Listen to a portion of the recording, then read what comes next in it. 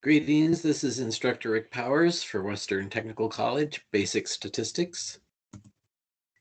Lesson 36, Hypothesis Testing, 2 means, 2 standard deviations. This lesson will conclude our investigation of doing hypothesis testing with 2 samples. We will cover testing of the means and testing of the standard deviations. Some textbooks will use the phrase independent means in order to show that this is different from matched pairs data. The word independent has so many different contexts, I prefer to avoid that phrase in this setting. These situations are very similar to the previous lesson regarding 2 proportions. Since we have 2 samples, we need to pick one of them to be labeled with 1 and the other be labeled with 2.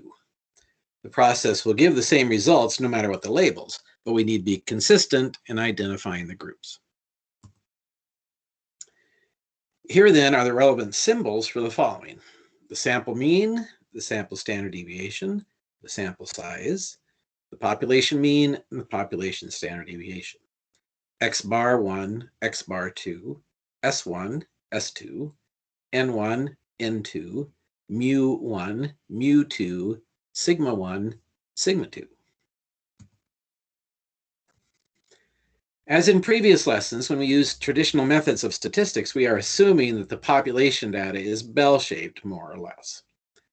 Also, if the sample data is skewed or has outliers, then that might affect the process and make the conclusions inaccurate. Here then are the options for the null and alternative hypotheses for comparing 2 means. As before, we can have less than, greater than, or not equal to. Null hypothesis, mu1 equals mu2. Alternative hypothesis, mu1 is less than mu2. Or null hypothesis, mu1 minus mu2 is equal to 0. Alternative hypothesis, mu1 minus mu2 is less than 0.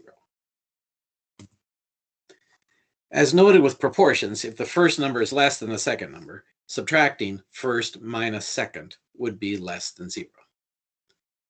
Sometimes it's useful to have that number first minus second, so it's good to keep in mind what that means. As always, we can use technology to find the test value and the p-value in order to make our decision, just as we did in the previous lessons. We can also construct a confidence interval of the difference of means in order to determine what the difference of the population means actually might be. There is another part of this process which needs to be addressed: degrees of freedom. The simplest method of taking this into account is to use the smaller of the 2 sample sizes in order to get degrees of freedom.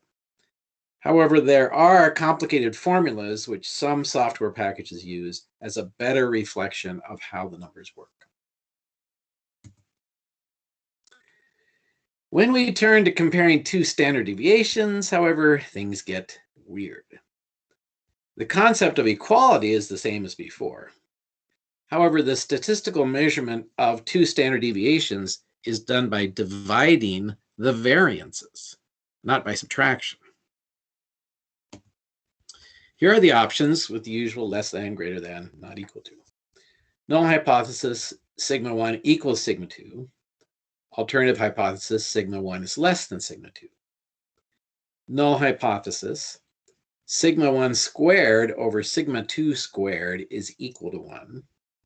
Alternative hypothesis, sigma 1 squared over sigma 2 squared is less than 1. The distribution of the ratio of the variances is not z, or t, or chi-squared. It is a statistic called the F statistic. We will rely on the technology to provide p-values in order to make decisions about this comparison. End of lesson 36.